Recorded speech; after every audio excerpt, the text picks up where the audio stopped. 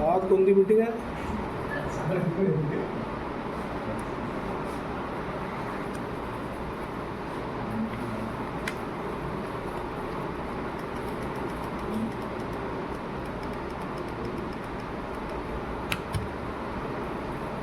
आपली कोणती होती पण?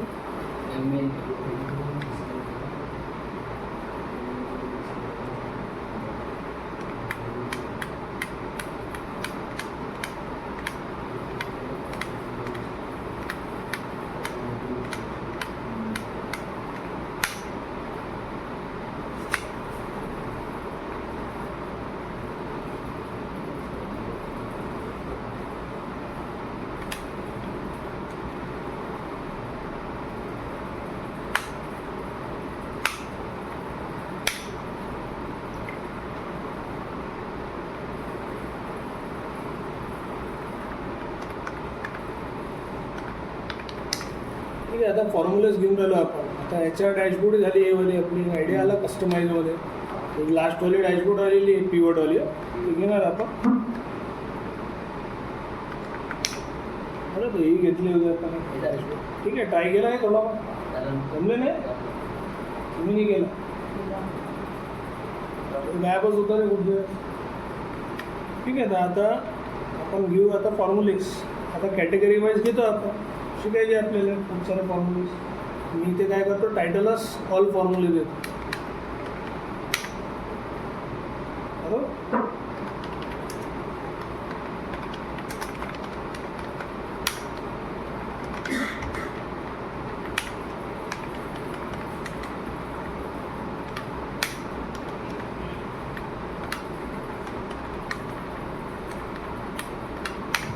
ठीक आहे, आपण पहिली कॅटेगरी कोणती घेऊ शकतो? पहिले आपण काय करतो, डेट टाईमचे फॉर्म्युले घेऊन घेतो. जे कामात येते पहिले ते त्याचं रिव्हिजन सर्व बघायचे फक्त आपल्याला. जे जास्त कामाचे तसं तर पूर्ण कॅटेगरी वाईज घेतले पण तरी खूप सारे सुटून जाते. बरं आले पाहिजे आपल्याला. आता पहिला कोणता घेतो सर? कॅटेगरीमध्ये बघू. डेट टाईमचा करायला शॉर्टकट की ऑल टाईम ई दाबचा. ई अल्टरवाले तर माहीत असतील तुम्हाला हळूहळू.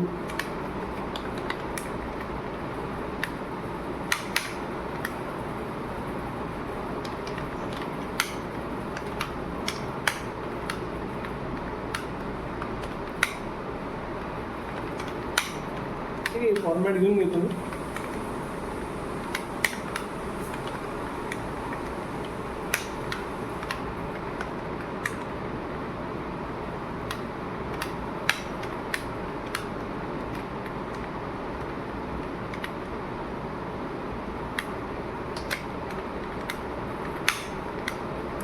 ठीक आहे,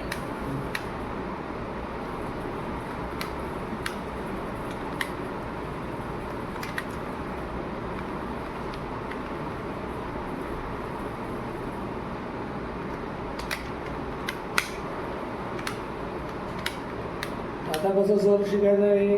ऑल टाईम ई दाबला बा डेट टाईमचे फॉर्म्युले येते. बरोबर. एक एक आपण बघू थोडं थोडं करू. तर सर पहिल्या कोणता घेता? आता पहिला आपण टुडे घेऊन घेतो. टुडे म्हणजे काय करतो जरा मशीनची करंट डेट डिस्प्ले करतो. ते तुमची मशीनची डेट आज 1 जून आहे. इक्वल्स टू टुडे लिहा, bracket open close, current date दिसते तुम्हाला. Equals to today, bracket open close करून नाही. बरोबर. 1 जून आहे बा. पण सर सेकंड कोणता आहे? मग सेकंड आता येणार बा दर डेटची सिरियल की असते. जसं आपण शिकलो होतो ते लॉजिक डेट व्हॅल्यू करून एक फॉर्म्युला शिकवलं होतं. कुठल्या कामाचं आहे तर डेटवर काही कंडिशन आली तर आपल्याला इथं नॉर्मल कंडिशनला लागतेच. त्याच्यासोबत काय घेतलं होतं? Date value. आता डेट व्हॅल्यू कसं डायरेक्ट सपोर्ट नाही करत. त्याला इफ कंडिशन पार्टमध्ये यूज केला तर चालते पण डायरेक्ट नाही घेत. आता कसं म्हणजे मी इथे लिहिलं डेट व्हॅल्यू. डेट व्हॅल्यू करते काय सर? तो सिरियल की आपल्याला देते डेट. म्हणजे हे आता डेट घेतली मी, याची सिरियल की पाहिजे मला. देणार नाही तू, एरर देणार. एक्सेल सपोर्ट नाही करत. पण एक्सेलनी बनवलं तर सपोर्ट कसं नाही करत? एक्सेल चालते कोणावर? विंडोजवर. कसं राहते? तुम्ही विंडोज आयमध्ये जाणार कधी बरोबर. तर पूर्ण सेटिंग राहते कंट्रोल पॅनलमध्ये. मला पहिली सांगितलं आहे मशीनची लॅपटॉप डेस्कटॉपवर कंट्रोल पॅनलमध्ये जायचं आणि इथे राहते पहा क्लॉक अँड रिजन. इथे आलो मी रिजन आणि इथे वरती गेलो मी खाली पहिले गेलो इथे मी आलो ॲडिशनल सेटिंग्स आणि इथे मी आलो पहा करन्सी आहे, टाईम आहे आणि इथे डेट आहे. डेट कुठून चालू होते कोणत्या विंडोजमध्ये खाली वा 1950 काय लिहिलं और आहे की एंड आहे? एंड म्हणजे पाहिजेच पाहिजे. 1950 से लेके 2049 के बीच की डेट होती असं म्हणतो. बरोबर लेटर पार्ट एडिट करू शकतो आपण, याच्यात एडिट नाही होत. मायक्रोसॉफ्ट जे MS ऑफिस जे कंपनी आहे ना मायक्रोसॉफ्टची ते कोणतेही विंडोज किंवा ॲप्लिकेशन्स ते ओपन सोर्स नाही आहे. ओपन सोर्स प्रोग्रामिंगमध्ये काय असते, ओपन सोर्स म्हणजे एडिटेबल. जसं अँड्रॉइड आहे, अँड्रॉइड ओपन सोर्स आहे बरोबर की नाही. खूप सारे तुम्हाला जे OS राहते ॲप्लिकेशन राहते ओपन सोर्स राहते ते आपण तशी कस्टमाइज करू शकतो बरोबर. पण विंडोज नाही होत कस्टमाइज, विंडोजला परमिशन घ्यायला लागतं मायक्रोसॉफ्ट. म्हणजे इन शॉर्ट तुमचं बोलायचं असं डेट सपोर्ट नाही करत. काहून असं पाहिजे. आता मी आलो एक्सेलमध्ये, मी आता काय करतो डेट व्हॅल्यूचं ब्रॅकेट काढतो बरोबर की नाही. आणि वाटलं तर असंच ठेवलं तर तुम्ही इथे डायरेक्ट फॉर्म्युला बारवर माऊसने पण आता वरती त्यांनी तेच वरचा सेल लिंक आहे त्याची सिरियल की दिलेली आहे पहा 46174 दिसते इथे. पण तो डिस्प्ले काऊन नाही करत आहे, कारण की पहा मायक्रोसॉफ्ट एक्सेल डेट फॉर्मॅट कुठे राहायला पाहिजे बिटवीन 1900 और हे आहे याच्यासाठी 1904 कोणासाठी आहे ते आहे OS हे आपला मॅक OS ॲपलसाठी. म्हणजे आपल्या विंडोजसाठी 1900 एंड कायच्या मदत पाहिजे 3112 आपला एंड पार्ट तर चालते हे 1900 पाहिजे ना. विंडोज कुठून देऊन राहिला आपल्याला 1950 म्हणजे इन शॉर्ट सपोर्ट नाही करणार. पण की बघून घ्या कोणती आहे 4617. दर डेटची अलग अलग सिरियल की असते. काय कामाचं आहे सिरियल की पिरियल की बरोबर. आता हे सिरियल की आपल्याला कामाचं आहे. आपण याने एन फॉर्म्युला एक जुगाड फॉर्म्युला आहे काही काढू शकतो आपण. एन घेतला आणि वरचा डेट तर सिरियल की आली. ते सिरियल कीने आता काय करायचं आपल्याला सिरियल की आली ना एक वेळा तर आपण काय करू शकतो डायरेक्टली इयर काढू शकतो, डायरेक्ट मंथ काढू शकतो, डे काढू शकतो, इन शॉर्ट डेटच काढू शकतो. म्हणजे कसं सर इक्वल्स टू मी इयर घेतली बरं तर सिरियल की विचारते सिरियल की घेतली बा इयर आली आपल्याला. कारण की हे सिरियल की वरची डेटसोबत कनेक्टेड आहे, वरची सिरियल की आली. मग दुसरा कोणता आहे तर मंथला आहे आपण काय विचारते सिरियल की आली. मग डे दिवस ही काय सिरियल की इन शॉर्ट डेट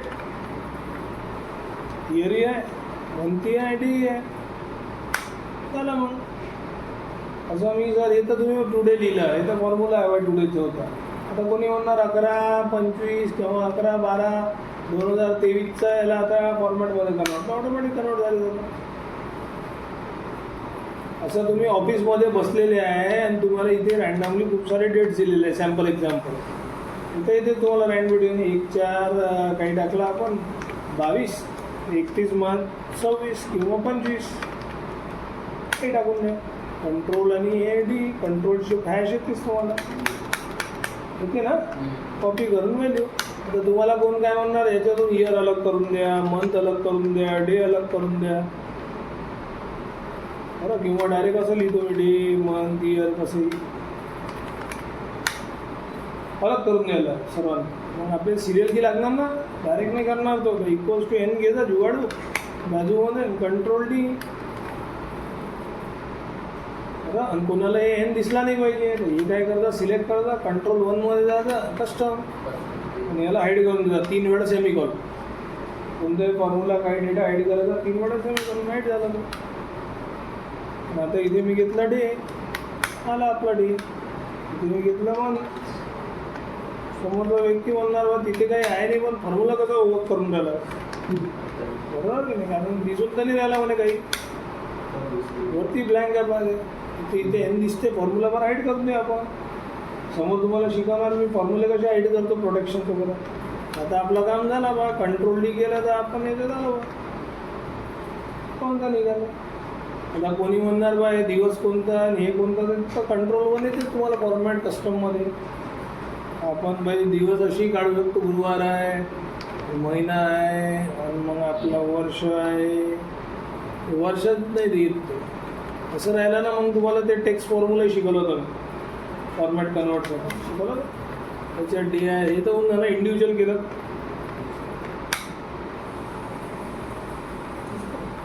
मंथली घेतला तर तुम्ही इथे टेक्स्ट फॉर्म्युला नाही करू शकता, पण हे मंथ डायरेक्ट नाही सपोर्ट. हे डायरेक्ट असं जानेवारी त्याच्यासाठी टेक्स्ट पाहिजे. म्हणजे काही काही फॉर्म्युलेचे कसे कसे बसते, काही काहीचे लिमिटेशन्स अलग आहे. बरोबर की हे झटपट आपलं काम झालं. एक आयडिया आला तुम्हाला काय काढायसाठी कामात. ठीक आहे, मग कोणतं आता मग असेच फॉर्म्युले टाईमचे राहते. सिलेक्टेड टाईममध्ये नाव आला पाहिजे. नाव काय करते, तो करंट डेट आणि टाईमही एक्झॅक्ट देते आपल्याला. बरोबर, टाईमची सिरियल की राहते ते कसं टाईम व्हॅल्यू. बरोबर की ते भेटणार तर नाहीच आपल्याला, यांनी काढून घेऊ आपण. मग काय काढू तर आपण इयर, आपला hour, minute, second. In short आपल्याला काय काढायचं टाईम. सर्वांसाठी आपल्याला हे सिरियल की लागणार. तर नाव घेतलं आपण, ब्रॅकेट ओपन क्लोज, तर आपल्याला भेटतं 9:49 होऊन राहिले पाहिजे. बरोबर की नाही. आता त्याच डेटचा आणि टाईमचा सिरियल मला फक्त टाईमवर डिस्प्ले करायचा. कस्टममध्ये जा तिथे आर घेतला, मिनिट घेतला आणि सेकंड घेतला. आता ते आठवून दिला बा आपण डेट टू. आपल्याला याचा टाईमवर ॲनालिसिस करायचं आहे. हां, सेकंड तर चेंज होत राहणार ना ऑटोमॅटिक. सेकंड तुमचे चेंज होत राहणार. ही बाय डिस्प्ले डेट येऊन राहिली कारण की आपण एडिट करून राहिलो तर 9:50 झाले. सेकंड चेंज होतं, अंडू करतो मी, असं फॉर्मॅट होता ते चेंज राहतं. आता इथे टाईम व्हॅल्यू घेतला तुम्ही, टाईम व्हॅल्यू डायरेक्ट तर काढणार नाही सर. आतमध्ये दिसते आपल्याला पहा काय दिसते सर, ते सिरियल की 46174 ते डेट आहे. पण पॉईंटवाला पहा तुम्ही आता 4098 शॉर्टमध्ये 40 इथं चेंज होत राहणार 98 वगैरे सेकंड जाणार. तर आता ते कसं भेटणार तर एन आपला वाढू कोणती टाईमचा पाहिजे हेच टाईमचा 41 झाला. ते एक वेळा हे आला तर आता आर काढू शकतो. बरोबर की नाही. हे आला तर मिनिट काढू शकतो. समजला. हे आलं तर सेकंड काढू. म्हणजे जर कनेक्टेड आहे इन शॉर्ट टाईमच काढू शकतो. बरं, टाईम कधी 24 आवरचा डिस्प्ले देते. तर हे आला आर, हे आला मिनिट, हे आला सेकंड. बरोबर की नाही. बाय डिफॉल्ट त्याला तुम्ही एक्सप्लेन करणार 24 आवर्स. जसं तुम्ही असं अजून करा, असं बाहेर मला एक टास्क दिला की खूप सारे लोक हॉटेलमध्ये चेकिंग करून राहिले. ते तुमची गेस्ट आहे, एक्झाम्पल कंपनीजमध्ये डेटा आहे तुमच्याकडे, ते सांगून राहिले बा ते कधी जाणार, कधी येणार, किती टाईम थांबले, त्या टाईम वाईज त्यांना हॉटेलमध्ये चार्जेस लागून राहिले, टॅरिफ. तुम्ही हे टाईमचे डेटचे फॉर्म्युले खूप यूज करू शकता. या कामाचे हे टास्क तर आला पाहिजे यूज करता. हॉटेल एक्झाम्पल घेऊन घेतलं मी.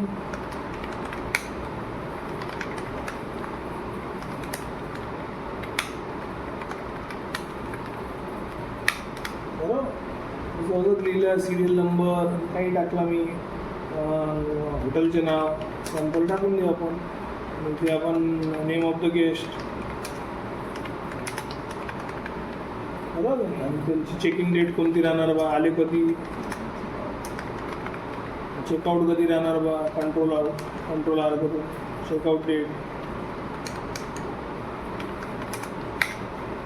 बरोबर की. आणि ते तुम्हाला काढायचं नंबर ऑफ डेजमध्ये किती थांबले. समजा कोण दिवसमध्ये पुन्हा थांबून राहिला, कधी नंबर ऑफ आवर्समध्ये थांबून राहिला. बरोबर की. आणि इथे राहणार आर वाईज किंवा पहिले डे वाईज टॅरिफ. इथे राहणार आर वाईज टॅरिफ.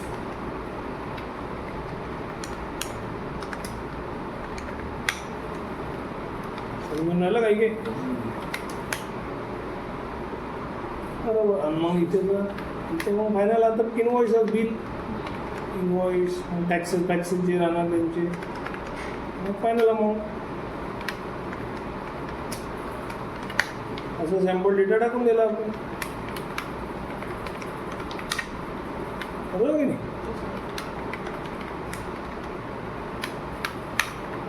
लिहिलं मी असे काही 4, 5, 7, 8 गेस्ट आहे. अल्टेज 5, हॉटेलचं नाव कॅप आहे, कंट्रोल डी 65, व्होल्टेज बायस.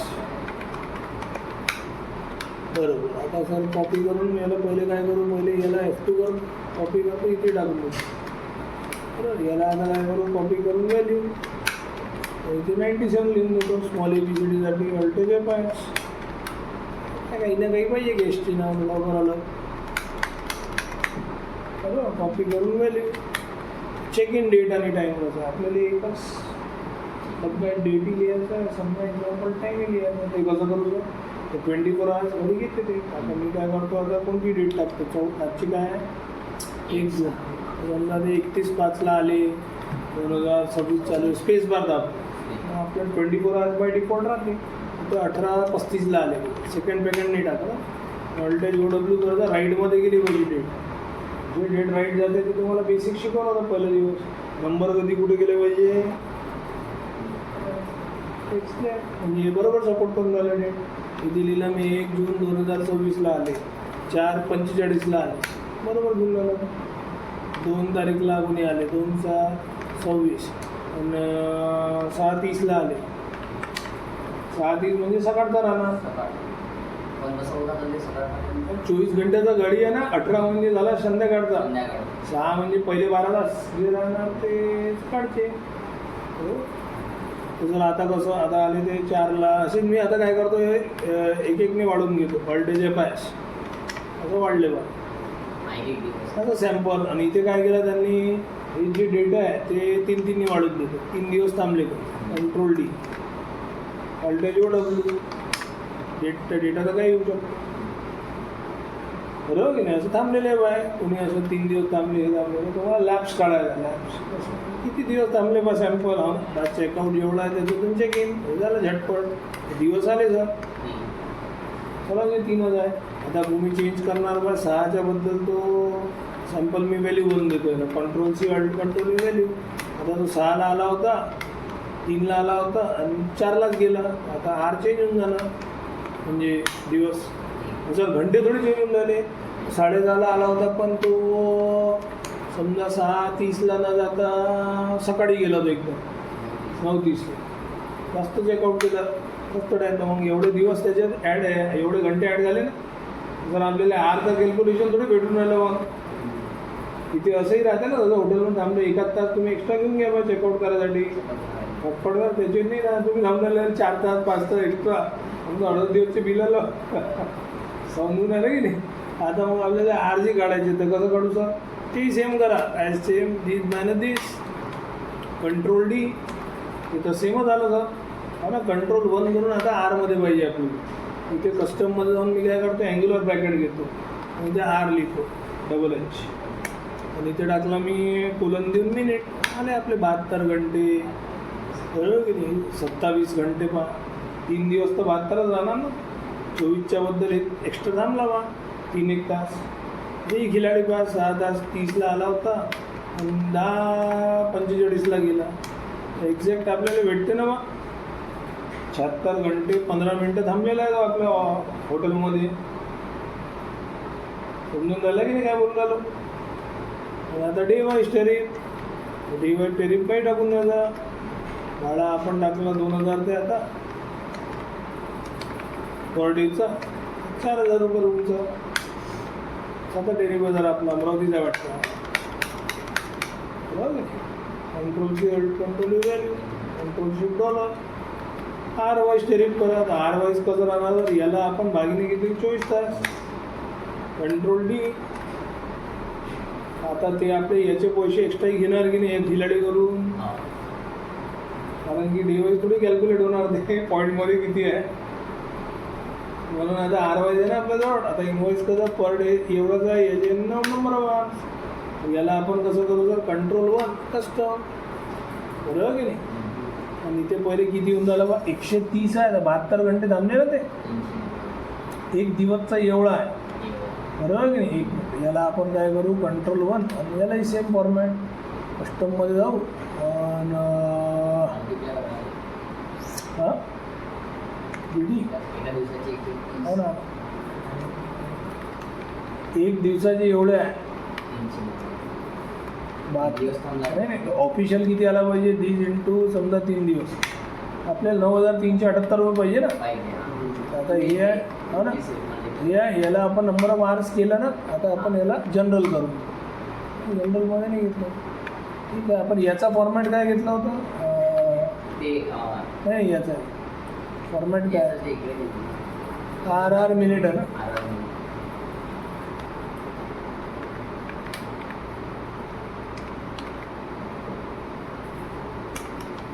झाला फक्त RR आणि मिनिट.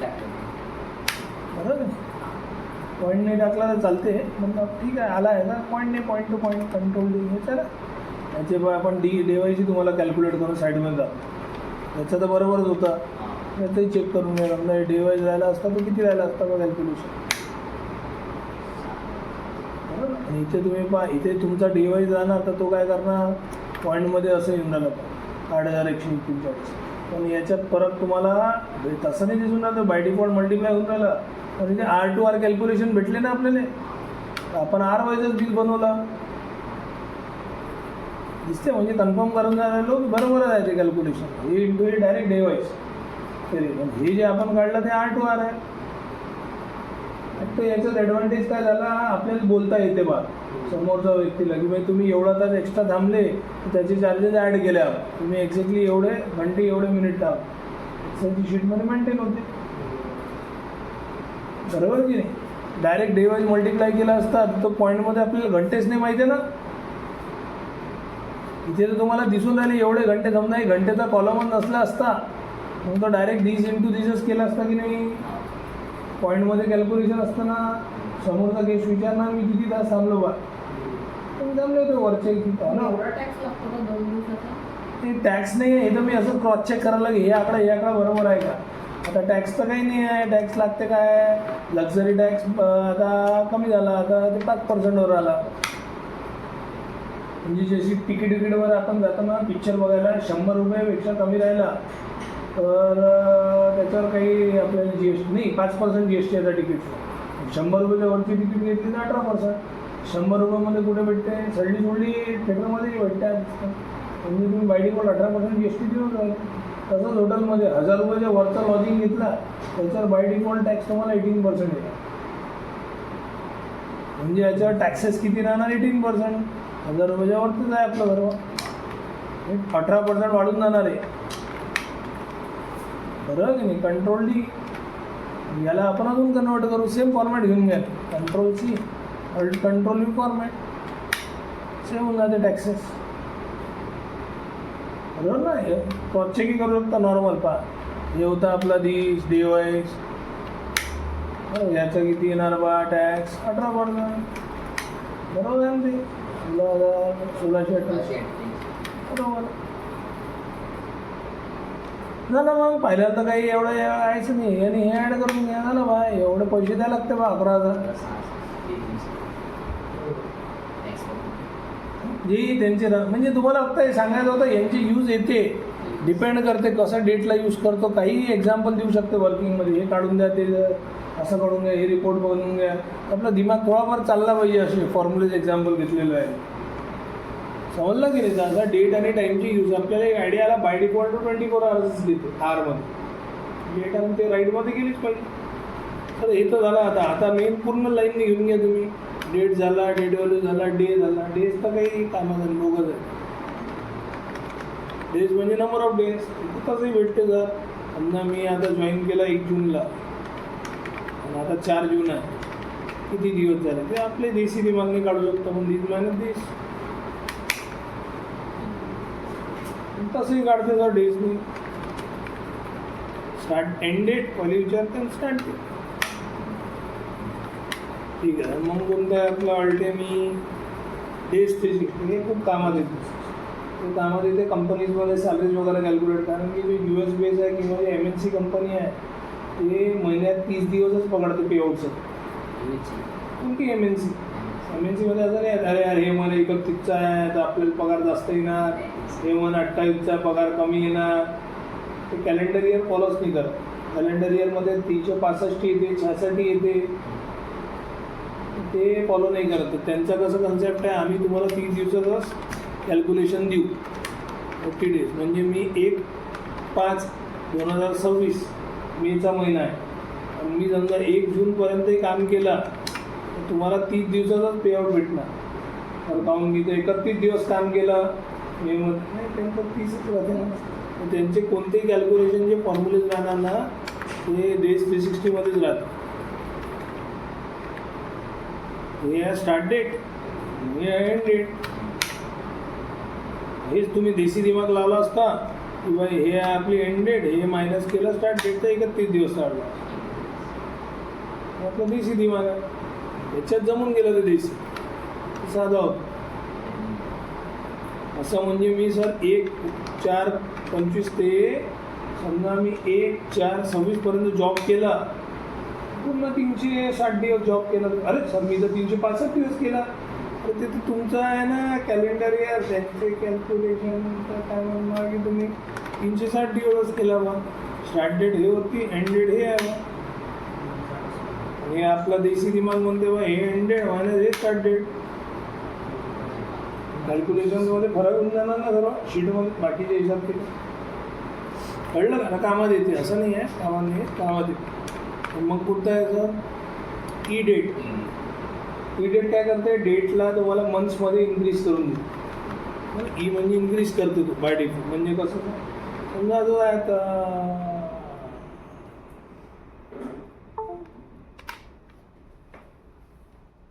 ठीक आहे, हे आता समजला. आता हे आपण एक आयडिया आला की बाई कसं आता सर तुम्ही सांगून राहिले ते ई डेट. ई डेट कसं आता ई डेट काय करते आपल्याला समजा तुम्ही असं बसले आहे कुठे, तुम्ही प्रोबेशन पिरियड समजते का तुम्हाला, शिक्षण सेवा ऐकलं कधी वडे गव्हर्नमेंट जॉब कोणते असलं ना 3 वर्षाचा, कोणाचा 18 महिन्याचा, कोणाचा 2 महिन्याचा, कोणाचा 6 महिन्याचा, अलग अलग पिरियडचा स्पॅन देते. तेव्हापर्यंत तुमचं जे सॅलरी राहणार ना ते समजा असं 1/4 राहणार. जसं तुम्ही परमनंट झाले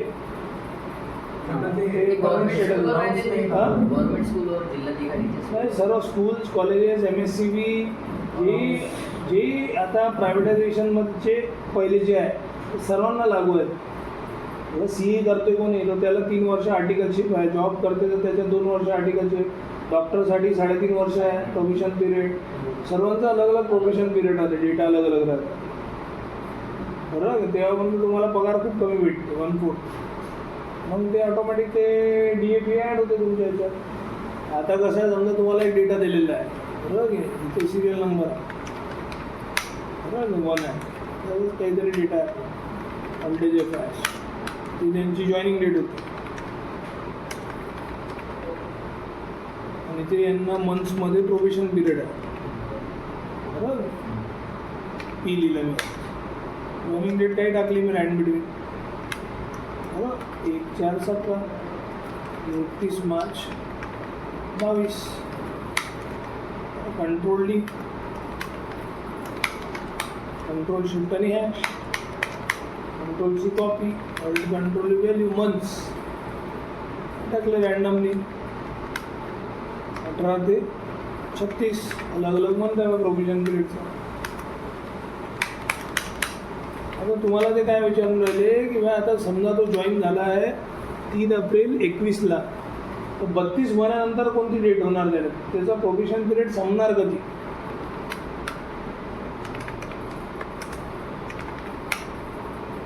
ते डेट काढून द्या सर्वांचं अलग अलग 19 महिन्यानंतर 18 महिन्यानंतर. मग याच्यात ई डेटला कामात येतो कारण की तो काय करते डेटला मंथमध्येच इन्क्रीज डिक्रीज करते. आता हे डेट आहे मग मला 32 महिने वाढत नाही हे येणार मग कंट्रोल शिफ्ट हॅश, तो त्याची प्रोव्हिजन पिरियड समजा 3 डिसेंबर 23. एक सिम्पल डेट टाकावं सर, समजा इथे मी 1 घेतला बरोबर 3 एप्रिलला, तर त्याचं होणार मग 3 एप्रिलच्या नंतर 3 मे 2021ला. एक महिना लिहिला ना तुम्ही बरोबर घेतो. 12 महिने घेतले तर ते होणार 22 मध्ये. म्हणजे आपल्याला याच्यात आयडिया भेटून जाते किती महिन्यानंतर त्याचा प्रोबेशन पिरियड संपून जाईल. समजलं हा मग मला झटपट एकच फॉर्म्युला ई डेट. नंतर मग कोणता आहे मग येते पर्टिक्युलर आता बघा लागतो कोणतं आहे. तो किती इओ month end of month all time केलं तर ते लय कामाचं आहे. इओ मंथ म्हणजे एंड ऑफ मंथ. असं बघा आता कोणाची जॉईनिंग झाली इथेच, पण परमनंट स्टेटस कधी भेटणार याला? परमनंट स्टेटसचा पुढच्या महिन्याच्या 1 तारखेपासूनच भेटणार. आता जे लोकांचा प्रोबेशन पिरियड जॉईनिंग कधी होऊ शकते आणि त्यांचा मन तेवढं काम करत लागणार. पण समजा कोणी 1ला जॉईन झाला तर सर्वात बेकार नसीब आहे त्याचा, आणि कोणी एकदम मंथ एंडला जॉईन झाला 30-31ला मस्त चांगला नसीब आहे त्याला. काहून? कारण की तुम्ही पहा इथे समजा हे आहे 31 मार्चला, त्याचा प्रोबेशन पिरियड संपून म्हणजे त्याला एक्झॅक्ट 20 महिने काम केले आहे बघा. आता 1 डिसेंबरपासून याला परमनंट स्टेटस भेटून जाणार. पण यांना असं नाही राहणार, यांना 3 एप्रिलपर्यंत प्रोव्हिजन पिरियड काम करावं लागणार ना. एप्रिलचा पेमेंट जे राहणार ते शिक्षण सेवकांचा त्याच रूलमध्ये राहणार. याला परमनंट स्टेटस कधी भेटणार? मग 1 मे पासून. समजून झालं की नाही कॅल्क्युलेशन्स? आता याचा पर्टिक्युलर मला एंड पिरियड काढायचा आहे, प्रोव्हिजन पिरियड एंड, किंवा इथे मी लिहून देतो परमनंट स्टेटस कधी येणार. मी काय करतो, इओ मंथ घेतो, स्टार्ट डेट तर आपली हेच होती आणि हे आहे मंथ, लास्ट डेट देणार आपल्याला, हे होणार 30 एप्रिलचा समजणार, तेव्हापर्यंत करावंच लागणार. आता हे आला कंट्रोल शिफ्ट आणि हॅश. मी काय करतो तर +1 पुढच्या महिन्याच्या 1 तारखेपासून परमनंट स्टेटस भेटणार ना. आता याला कधी 1 मे, याला कधी भेटणार 1 नोव्हेंबर, याला 1 सप्टेंबर, याला 20 एप्रिलचा 1 मे, हे डिसेंबर, हे सर्वात नसीबवाला आहे हे वाला खिलाडी आपला 11 नंबर. याला एक्झॅक्ट 30ला केला आणि 1 डिसेंबरपासून परमनंट. बरोबर, म्हणजे एकदम हुशार नसीब चाललं याला. जेवढे पासिंग मार्क पाहिजे एक्झाम तेवढाच अभ्यास केला होता त्याने. याला म्हणते हुशार, जास्त दिमागाला ध्यान दिलंच नाही. कळलं की नाही? असं राहते हे परमनंट स्टेटस. म्हणजे यूज कसे इथे बरोबर तुम्हाला करता आला पाहिजे. समजलं काय म्हटलं? ठीक आहे, जर हेही समजलं थोडंफार. आता कसं दिवस आपण झटपट संपवायचे आपल्याला. कळते मी आर काय तिथं काढला आपण इजो वीक नाही इजो वीक कोणत्या नंबर म्हणजे कधी ॲनालिसिस होते ग्रॅच्युटी टॅक्सची कॅल्क्युलेशन. म्हणजे तुम्ही लागले होते, तुम्ही आता त्या वर्षात लागले होते, आता या डेटपर्यंत एक्झॅक्टली तुम्ही किती वर्ष किती महिने काम केलं, महिने फक्त काढायचं. तसं एक वर्षात 52 हप्ते राहते, 52 वीक्स इन अ इयर. आता असंच आपल्याला काढायचं बा. मी हां फक्त ते करंट इयर किंवा त्या वर्षापासून तेवढं मंथ किती तुम्ही स्पॅन काढला ते स्पॅन काढायचं डिफरन्स मंथचं. जसं मी आता आजची डेट घेतली, आज काय टुडे, आज जून आहे. ऑफिशियली तुम्ही म्हणले बस 52 हप्ते राहते, जानेवारी टू डिसेंबर वर्ष राहते. म्हणजे अराऊंड आता 26वा हप्ता अराऊंड राहिला पाहिजे अर्धा. बरोबर आहे ना? जून मे झाला, 26 नाही म्हणणार, जून झाल्यानंतर 26 राहणार, तरी एक 18 ते 20च्या मधात राहायला पाहिजे अंदाज हप्ते. एका महिन्यात 4 हप्ते स्टँडर्ड राहते, पण कधी कधी 5ही होते. कारण की US कॅल्क्युलेशन कसं चालू होते, संडे टू पर्टिक्युलर संडे, म्हणजे संडे टू सॅटर्डे पूर्ण 7 दिवस.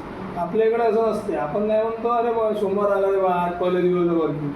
आपण वर्किंग दिवस जास्त हे आठवण ठेवतो, पण ॲक्च्युली वीकडेज काय राहते, Sunday to Saturday. Weekdays weekend नाही, वीकेंड तर सॅटर्डे संडे अलग अलग येऊ शकतो जरा, संडे टू सॅटर्डे. आता कसं आहे, जर इथे 1 जून आहे, मला असंच बघायचं इजो वीक नव्हे कोणता महिना चालू आहे बा या वर्षात, ते सांगते बरोबर. इजो वीक नव्हे डेट घ्या, 23वा हप्ता झालं हां, तुम्ही इथे चेक करू शकता. जेव्हा आपण डेट घेतली तू 9:30 आला ना तू, हां तर वो होई नाही आज. बैठ हे पण आता हे मी उघडलं तुमच्यासाठी. मे, एप्रिल, याला जानेवारी पहा. आता जानेवारीमध्ये किती हप्ते दिसून राहिले तुम्हाला? सर 1 2 3 4 5, बरोबर की नाही? मग आता मी समोर गेलो, फरवरीमध्ये किती आहे? 1 6 झालं ना. मग हे संडेपासून पकडते, संडेपासूनच 6 7 8 9 10 मग आला मार्च, अजून संडेचा झाला 11, 12, 13, 14, 15. हे किती झालं? 15 झाले का? 16, 17, 18, 19, 20. हे झालं. आजची काय तारीख आहे? जून. जून आहे का? नाही नाही, आता महिना कोणता आहे? एप्रिल चालू आहे ना, हे एप्रिल आहे. बरं, मग आता मे, 21, 22, 23, 24, 25. बरोबर की नाही? मग इथे 26. म्हणजे हे आपलं इंडियन कॅलेंडर इयरच्यानुसार आपण काढून राहिलं, ते US देऊन राहिलं बाय डिफॉल्ट. म्हणजे ते आपल्यानुसार 26वा हप्ता आहे, US अनुसार घेऊन राहिलं. समजलं की नाही? म्हणजे फक्त हप्ते सांगते तू इन शॉर्ट इयर. मला वाटलं इंडियन कॅलेंडर घेऊन राहिला का बाय डिफॉल्ट. ठीक आहे. मग कोणतं यायचं? मग मिनिट तर झाला आपला, 8 मिनिट पिरियड. मंथली झाला. नेटवर्क डेज, हे लय कामाचं आहे. हे काय कामाचं आहे? म्हणजे तुम्ही एक्झॅक्ट किती दिवस वर्क केला, वर्किंग डेज सांगतो. जसं बीमा आता 1 जून आहे, असं डेट लिहिली मी इथे 1 जून 26. याला वाढून घेतलं अल्टेजे पॅस. ठीक आहे. हे आता मला यांचे दिवस काढायचे. काढा बा, पहिले पडला नाही पडा.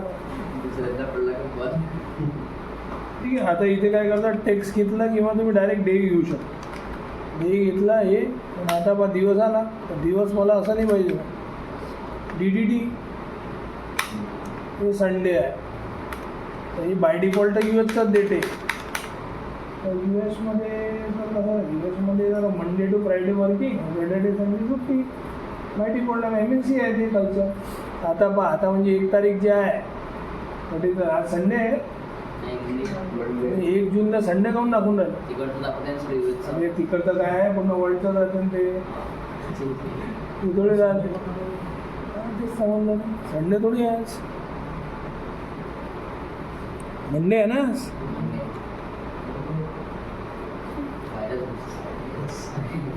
टेक्स्ट घेतो, टेक्स्टने भेटते आपल्याला.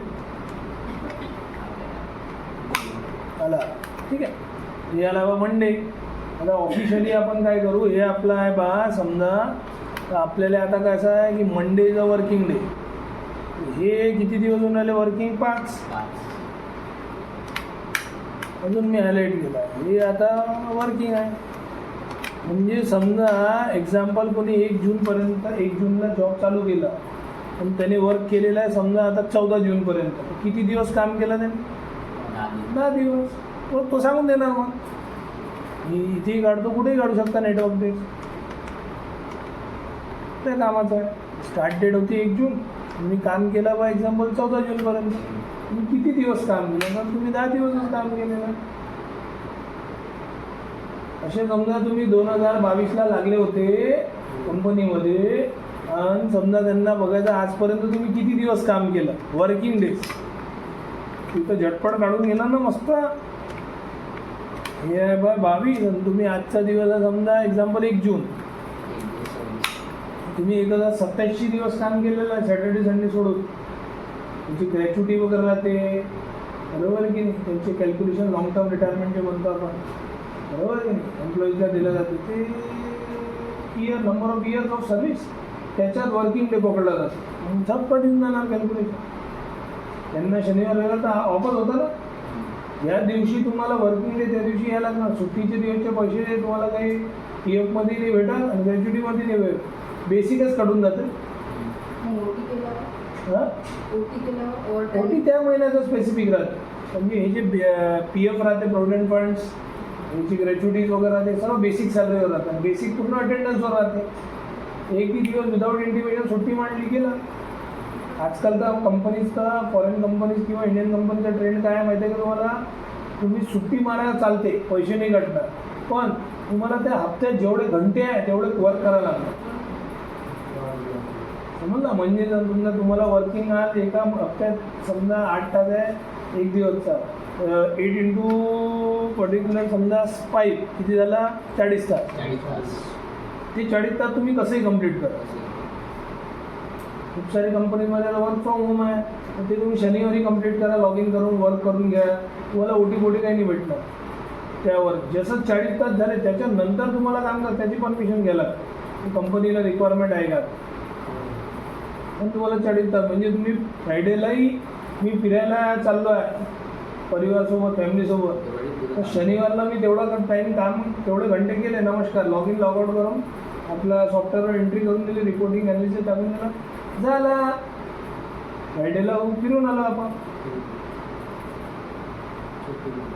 आता कारण की समोर ट्रेंड असंच येणार समोर तुम्हाला 95% वर्क फ्रॉम होमच राहणार वर्क ऑफिशियल वर्क तर छोटे छोटे शहरामध्येच राहणार.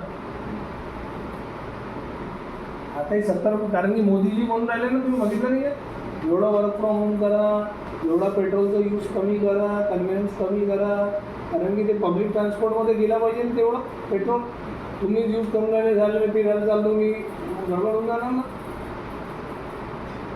हे सर्व कामाचं आहे कॅल्क्युलेशन झपझप येते नेटवर्क डेज आणि सर आपल्याला इंडियाच्या अनुसार करायचं म्हणजे अरे बा तुम्ही हे सांगून राहिले सॅटर्डे संडे ऑफ मी तर जिथे जॉब करते ते मंडे ऑफ राहते बा MIDCमध्ये म्हणजे आपले गुरुवारमध्ये APMC मार्केट अनाज मार्केट बंद राहते गोल्डचं मार्केट मंगळवारी बंद राहते सर्वांचं अलग अलग राहते का मग ते कसं आता मग तुम्ही काय करा समजा एक्झाम्पल मला सांगायचं आहे की शनिवार ऑफ आहे आपले म्हणजे रविवार ऑफ आहे आपले शनिवार वाढून जाणार जर वर्किंग डे आपलं मग आपला 10 नाही 12 दिवस वर्किंग होणार असं झालं कोणते एक दिवस सुट्टी देऊ शकतो मी संडे दिला आता तुम्ही मंडे देऊ शकता ऑप्शन आहे. मग कसं करू जर आता इथे नेटवर्क डेट जे दिलं ना आपण .intel घेऊन इंटेलमध्ये आपण हॉलिडे चूज करू शकतो इंडियाचं. आता कसं असं म्हणजे आता स्टार्ट डेट हेच आहे एंड डेट काय आपली 14 आणि आता हॉलिडे चूज करा 2 दिवस आहे 1 दिवस आहे हे कामच आहे मग मस्त याच्यात मी घेतला मग संडे ऑफ 2 दिवस सुट्टी 1 ते 14 मध्ये 12 दिवस वर्किंग होणार कळलं की नाही हे जास्त कामाचं आहे मग नेटवर्क डेजमध्ये बरोबर कारण की जे ॲक्ट असते कंपनीचे ग्रॅच्युटीचे कधी वाचणार तुम्ही तर त्याच्यात 26/30चा कॅल्क्युलेशन राहते म्हणजे तुम्हाला जे कॅल्क्युलेशन देणार ते महिन्यात 26 दिवस समजा तुम्ही प्रेझेंट आहे 26 दिवस वर्किंग पूर्ण केलेलं आहे 26/30 कारण की ऑफिशियली 30 दिवसाचा महिना पकडून 4 सुट्टी एका हप्त्याच्या स्टँडर्ड महिन्यात 4 हप्ते 4 आपल्यामध्ये ऑफिसमध्ये रविवारीच बंद राहते म्हणजे सरळ झाला ना 26/30 तुम्हाला हॉलिडे नंबर ऑफ डेज याच्यानुसार काढायला लागणार ना वाढून जाणार ना. आता हे घेतलं मी नेटवर्क डेज बरोबर .intel इथे लागलं होतं बा 22ला एंडिंग डेट कुठे आहे 26 आणि मला आमच्या इथे रविवार बंद होता. आता तुमचे कमी झाले ना हे दिवस जे आहे वाढले ना हे शनिवार रविवार ऑफ होता एवढे दिवस वाढले म्हणजे तेवढ्या दिवसचा हिसाब किताब चेंज झाला एवढा आपण थोडी काढू शकलो असं तुमचे 18 दिवसचा हिसाब किताब जास्त भेटणार ना कळलं पहिले एवढे करणार काय बरोबर सेव्ह करतो अजून घेणार खूप सारे